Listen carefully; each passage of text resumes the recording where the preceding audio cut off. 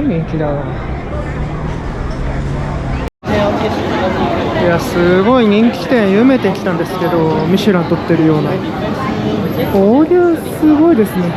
1時間ぐらい待つかもしれないな。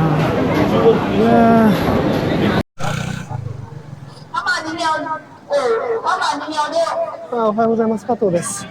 僕は今どこにいるかっていうとですね、マレーシアの一番南の町であるジョホールバルにおります。今日土曜日で休みなもんですから、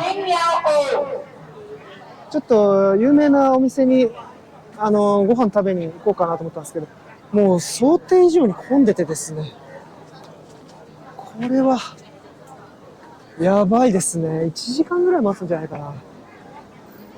このハイカーランっていうこのシーフードヌードルですね。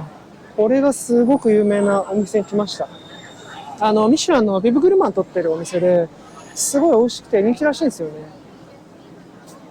まあ、ジョホールバルにもあるけれども、クアラルンプールにも何店舗もあるみたいで、別にジョホールバルだけじゃないんですけど、まあ多分マレーシア全体ですごい有名なんでしょうね。いや、しかし、これはやばい。すごい混んでます。というわけで、マレー半島は、縦断の旅はこれが17日目になります。ちょっとこの美味しそうな、有名なシーフードヌードルを食べてから、ちょっとジョホールバルを散策したいと思います。やっぱジョホールバル、海に面した街ですね。うまそうな魚。これを、シーフードヌードルするんですね。うまそうだな。結構新鮮ですね。刺身でも食えるんじゃないかな。美味しそうです。混んでます。さて、ようやく座れたんですけど、まあ1時間はかかんなかったですね。まあ50分ぐらいかな、かかって、ようやく、座れました。よいしょ。シーフードヌードルとコーヒーと、あとはこのさつま揚げですね。を頼んでみました。美味しそうだな。おー、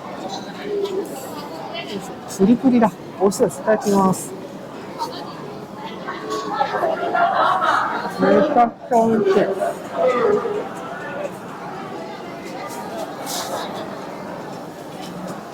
うまいっすね。これはうまいや。ちょっと塩が結構強い。センキューココナッツね。ちょっと塩気が強いさつま揚げですね。うまい。で、この肉味噌つけるらしいんですけど、肉味噌は辛いな。おー、辛い。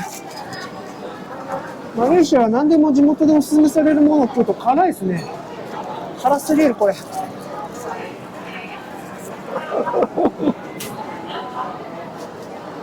ょっと魚醤の入った肉味噌ですね。僕には辛すぎるな。辛いのが好きな人にはいいですけどね。これも同じかな。ちょっと違う。で、辛い。きつい。普通に食べる方が僕はいいかもしれないです。これはココナッツミルクコーヒーです。砂糖なしでって言ったんですけど、砂糖なしはできないって言われたから、レスシュガー、ちょっと砂糖少なめにしてみました。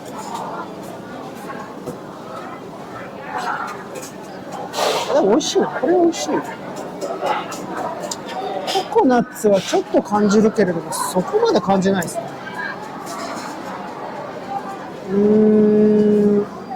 ミルクティーの延長にココナッツのエッセンスが入ってる感じですね。うまい。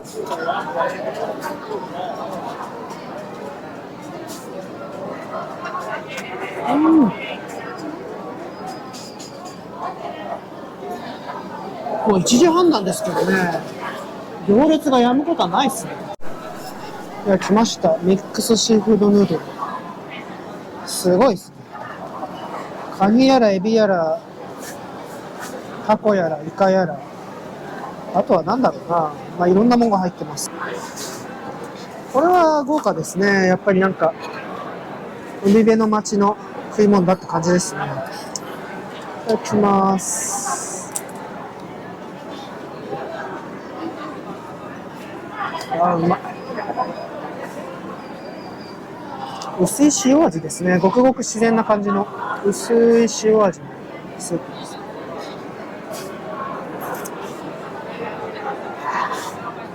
でもなんかスープも選べてですね、これが一番ベーシックなスープなんですけど、ミルク味とか、あとはトマト味とか選べましたね。確かになんかミルクとかトマトとかで食べてる人もいます。それはそれで美味しいそうですね。美味しい。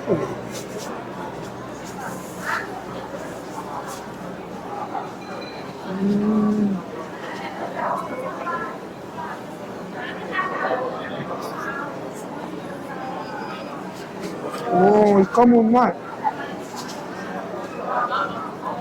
やっぱあれですね、あそこに並んでる魚がすごい新鮮な感じだったんで、美味しいですね。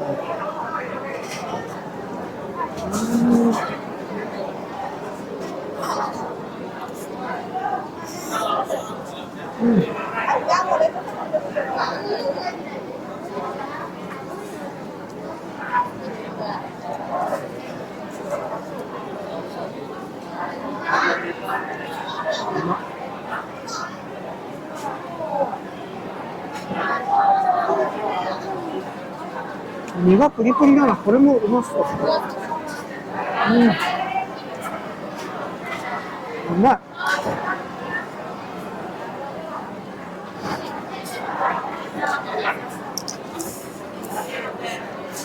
すっごくシンプルに素材がうまいですね。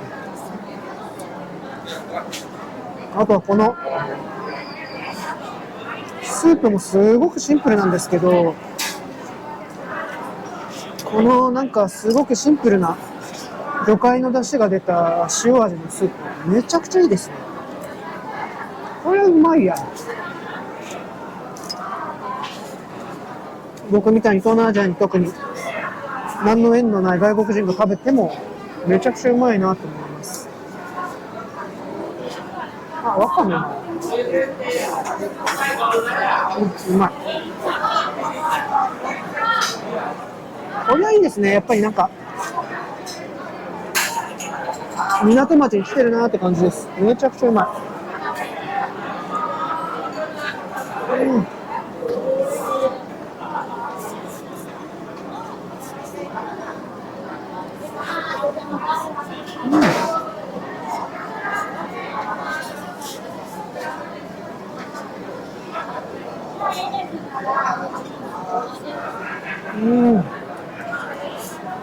これ1000円ちょっと食べれるのちょっとお得すぎるかもしれないですね。美味しいです。本当おすすめです。めちゃくちゃ待ちますけど、多分ちょっと早く来ないとダメでしょうね。いやでも美味しい。いいですね。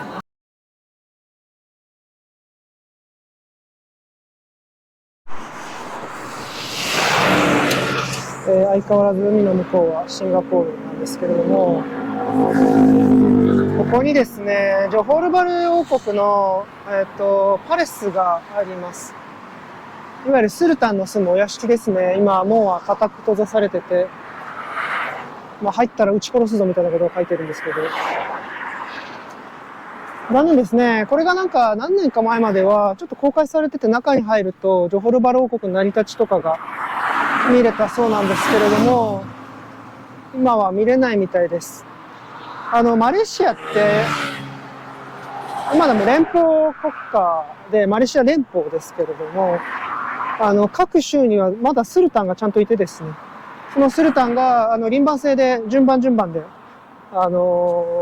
マレーシアの王様になるっていう、それなんかちょっとアラブ首長国連邦みたいな、なんかそんな感じのノリの、体制を未だに作っております。さっき、ちょっと中国のヘリテージミュージアムにいましたけど、中は撮影できないようになってたんで、撮影しませんでしたけど、移民とかは、このジョホールバル王国ができる前からもう結構いっぱいいて、なんかこの地域の発展に貢献してきたみたいなことが結構書いてありましたね。中国のミュージアム、すごい狭いんですけど、4階まであって結構面白いんで、もし機会があったら見てみてください。なんていうか、中国人、まあ要は華僑がどういうふうにこのジョホールバルと付き合ってきたか、歴史的にどう向き合ってきたかみたいなことが結構書かれてました。まあ日本人としてちょっと残念なのは、いわゆる我々日本の側から見ると、抗日ゲリラと呼んでいた、まあ華僑系の、まあ抗日のゲリラの人たちですね。それのこととかも結構書いてあったりしますね。まあ、なんか読んでると暗い気持ちになってきますけれども、完全に日本が敵として描かれてるんで、まあ良ければ、ぜひ見てみてください。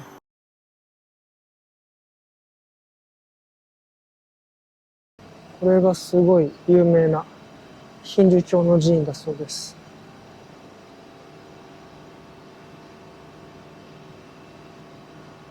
何が有名ですごいって、これ世界で唯一ガラスでできてるんだそうですね。なんて名前だったかな。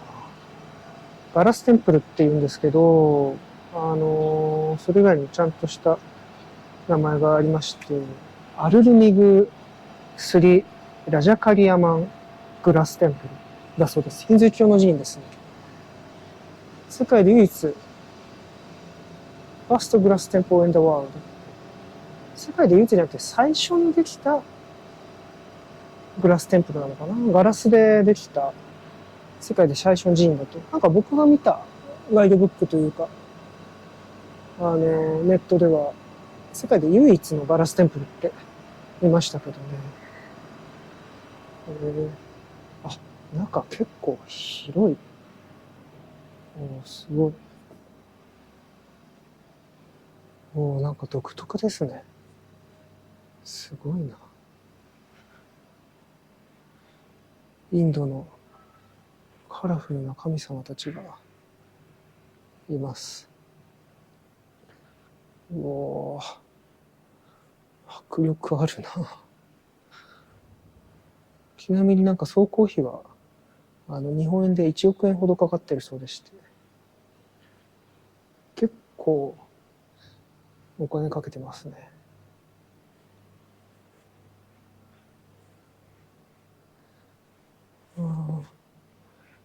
でもいいですね。なんかインド来たみたいな気になっちゃうな。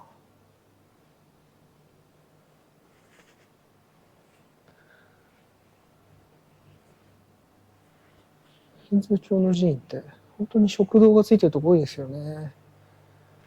結構インドで寺院系に行くと、ヒンズー教以外にも宿教でも何でもそうなんですけども、結構食堂がついてるんですよね。で、あそこで多分作ると思うんですけど、で、それを無償で食べさせるみたいな。そういうのがすごく一般的。なんか、ハッカの香りがすごい。ハッカを使って、カレーでも使ってんのかな。まあそういうのが多いんですけど、まあ多分ここでも食事を作って配布してるんでしょう。インドってもう、上も下もすごいいろんな人がいて、想像を絶する貧困ですからね、ご飯が食べれるってだけで、もうめちゃくちゃ多くの人が集まって、床に座って何百人、下手したら1000人とかの人たちが、水っぽいカレーを食べたりするんですよね。で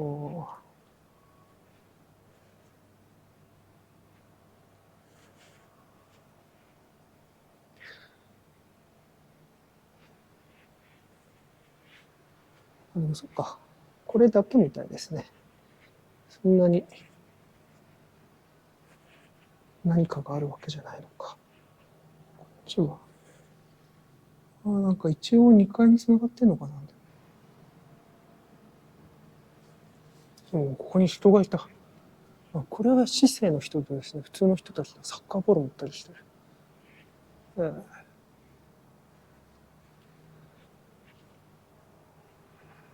見に来れてよかったです。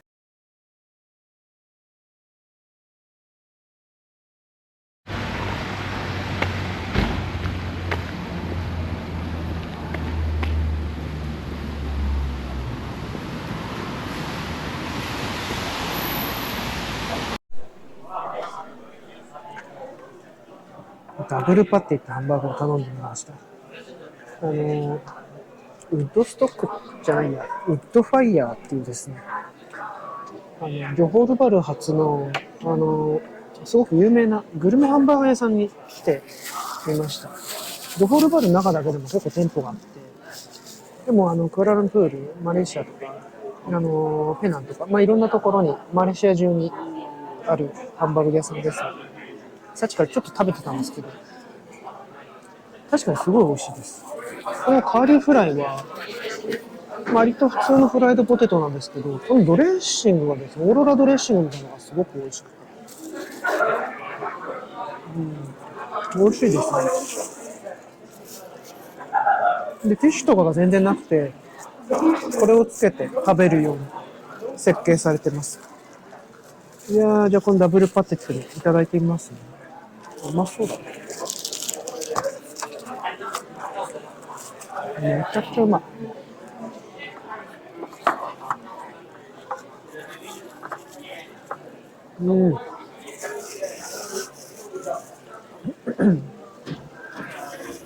めちゃくちゃジューシーですね。ビーフ 100% って感じです。で、チーズの量が多いですね。あとこれ、かなり似てるというか同じようなソース使ってるみたいな。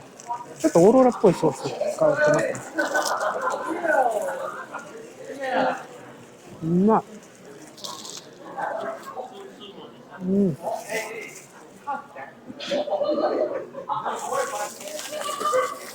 味しい。パンがふにゃふにゃで、柔らかくてめっちゃ美味しいです。これ美味しい。いいですね、これ。おいしい。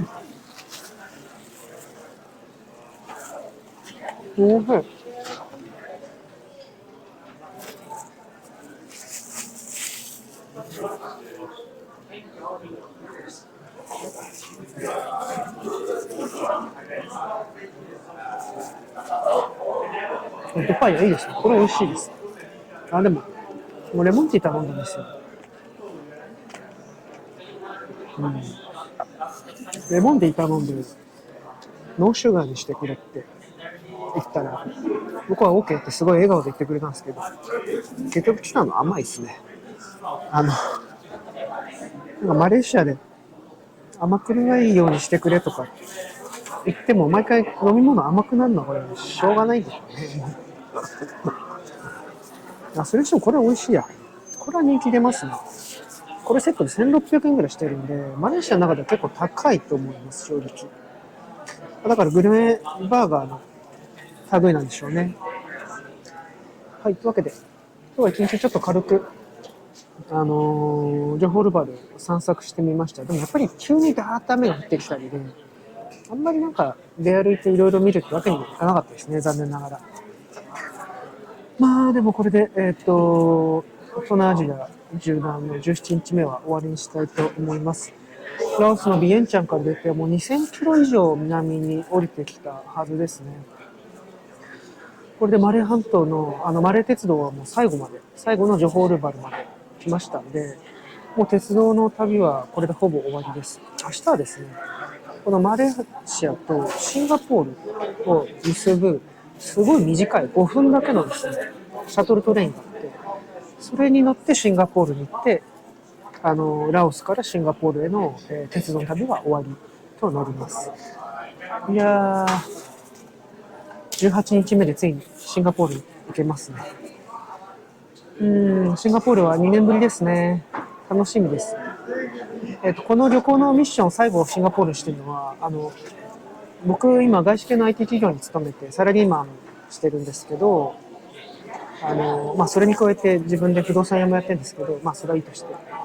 その会社の上司がシンガポールにいるんですよ。で、そいつがこの前日本に来てスパークリング日本酒を京都で飲んだらめちゃくちゃうまかったって言ったんで、僕はその上司にスパークリングの日本酒を持ってオフィスに遊びに行くっていうそういうミッションを持って今回シンガポールまで来ております。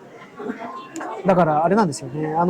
ラオスのビエンチャから僕ずっと日本酒を持ち歩いてきてるんですよね。ちょっと鮮度が心配だから、毎回冷蔵庫に入れてるんですけど、大丈夫かな。まあいいや。というわけで明日はシンガポールに行ってまいります。じゃあ、ありがとうございました。失礼します。